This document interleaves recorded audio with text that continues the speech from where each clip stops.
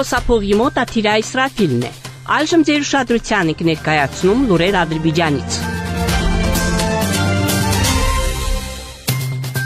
Ադրբեջանի նախագահ Իլհամ Ալիևը ուղերձ է հղել վերադարձ Արևմտյան Ադրբեջան որպես մարդու իրավունքների գերակայության կարևոր պայման թեմայով միջազգային խորհրդաժողովի մասնակիցներին։ Պետության ղեկավարը նշել է, որ արևմտյան ադրբեջանցիների վերադառնալու ցանկությունը չի նշանակում տարածքային պահանջներ ներկայացնել Հայաստանին, որը պետք է հրաժարվի այդ ցանկությունը նման լույսի ներքո ներկայացնելու փորձերից։ Այս հարցը չի հանվի Ադրբեջանի օրակարգից, մինչև վերադարձը տեղի չունենա։ Բնականաբար, իրենց հայրենիք վերադարձող արևմտյան ադրբեջանցիներին նույնպես պետք է տրամադրվեն անվտանգության երաշխիքներ։ Մենք հավատում ենք, որ արևմտյան ադրբեջանցիները անվտանգ եւ արժանապատվորեն կվերադառնան իրենց հայրենիք, եւ որ տարածաշրջանում կհաստատվի երկարատև խաղաղություն, ասվում է ուղերձում։ Ադրբեջանի նախագահ Իլհամ Ալիևը պատմության մեջ կմտնի որպես առաջնորդ, որը խաղաղություն կբերի տարածաշրջան, հայտարարել է Թուրքիայի նախագահ Ռեջեփ Թայիփ Էրդողանը Բուդապեշտում կայացած թուրքական պետությունների կազմակերպության ղեկավարների խորհրդի ոչ պաշտոնական նիստում։ Նա հավելել է, որ Ադրբեջանի եւ Հայաստանի միջև խաղաղության պայմանագրի տեքստի շուրջ համաձայնությունը կարևոր քայլ է այս ուղղությամբ։ Մայիսի 21-ին Ադրբեջանի Հանրապետության պաշտպանության նախարար գեներալ-գնդապետ Զաքիր Հասանովն ընդունել է այցով Բաքվում գտնվող Թուրքիայի Հանրապետության ցամաքային զորքերի առաջին բանակի հրամանատար Մեթին Թոքելի գլխավորած պատվիրակությանը։ Պաշտպանության նախարարությունում կայացած հանդիպման ժամանակ հյուրերին ողջունելով գեներալ-գնդապետ Հասանովը նշել է Ադրբեջանի եւ Թուրքիայի միջև հարաբերությունների դինամիկ զարգացումը, որը հիմնված է խորը պատմական արմատների, ընդհանուր արժեքների եւ փոխադարձ վստահության վրա։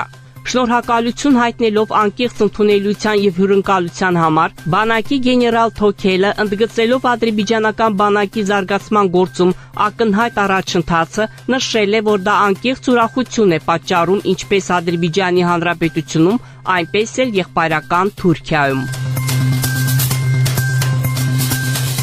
Ռուսական զենքը կիրառվել է ոչ միայն Բաքվում, այլև Հայաստանի կողմից ադրբեջանական տարածքների գրավման ժամանակ։ Ինչպես հաղորդում են հայկական զանգվածային լրատվամիջոցները, այս մասին հայտարարել է Ռուսաստանի արտաքին գործերի նախարար Սերգեյ Լավրովը Հայաստանի Հանրապետության արտաքին գործերի նախարար Արարատ Միրզոյանի հետ Երևանում բանակցություններից հետո կայացած մամուլի ասուլիսում։ Հիշեցնեմ, որ Հայաստանը գրեթե ողջ անկախության ընթացքում օգտագործել է ռուսական զենք, այդ թվում 7 վիճելի ադրբեջանական շրջանների գրավման ժամանակ, որոնց նկատմամբ երբեք պաշտոնապես պահանջ չի ներկայացրել, նշել է Լավրովը պատասխանելով Բաքվին զենքի մատակարարման վերաբերյալ հարցին։ Նրա խոսքով Հայաստանի նախորդ ղեկավարներից ոչ մեկը չի առաջարկել ճանաչել Ղարաբաղը որպես անկախ կազմավորում։ Միևնույն ժամանակ զբաղված տարածքներում կառուցվեցին ամրաշինություններ, որոնք նախատեսված էին այդ շրջանները երկար ժամանակ պահելու համար։ Որոշ վերլուծաբաններ կարծում են, որ այդ ամրաշինությունների բնույթը վկայում էր այդ հողերը ընդհանրապես Ադրբեջանին չվերադարձնելու մտադրության մասին,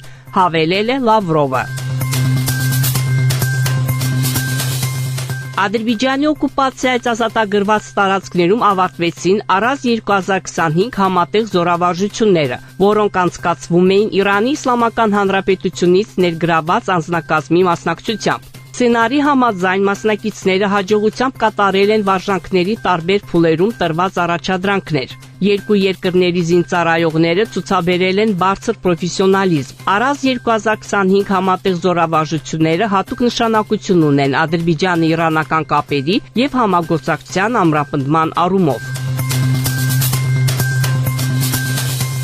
Հունիսի 10-ին Իսրայելի Ալիայի եւ ինտեգրման նախարար Օֆիր Սոֆերը պաշտոնական այցով կժամանի Ադրբեջան։ Նրանից հետո հունիսի 25-ին Բաքու կժամանի Իսրայելի Քնեսեդի նախագահ Ամիր Օհանան եւ կհանդիպի իր ադրբեջանցի գործընկերոջ հետ։ Այս այցելությունները լրացուցիչ քայլ են երկրների միջև երկկողմ կապերի ամրապնդման գործում։ Այս շաբաթվա սկզբին Իսրայելի պաշտպանության նախարար Իսրայել Կացը Թել Ավիվում հանդիպել է իր ադրբեջանցի գործընկեր Զաքիր Հասանովի հետ։ Մարտի 5-ին Քնեսետում ելույթ ունենալով Իսրայելի ազգային առաքելությունների նախարար Օրիտ Ստրուկը հայտարարել է. Ադրբեջան-իսրայելական հարաբերությունները կառուցված են ընդհանուր շահերի եւ վաղեմի բարեկամության վրա հիմնված գործընկերության վրա։ Ադրբեջանը Իսրայելի առանցքային ռազմավարական դաշնակիցն է Կովկասյան տարածաշրջանում։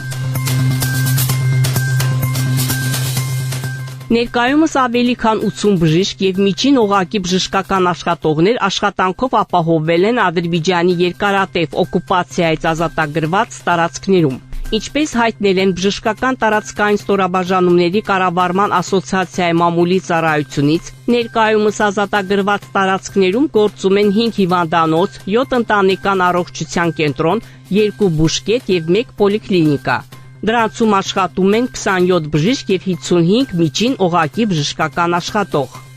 Դուք Բաքվից լսեցիք Ադրբեջանի ձայնը միջազգային ռադիոկայանի հայկական ծառայության վերջին լուրերը։ Մեր ունկնդիրներին հիշեցնում ենք, որ դուք հնարավորություն ունեք ձեր հարցերն ու առաջարկություններն ուղարկել մեր էլեկտրոնային փոստարկղ azradio@mail.ru։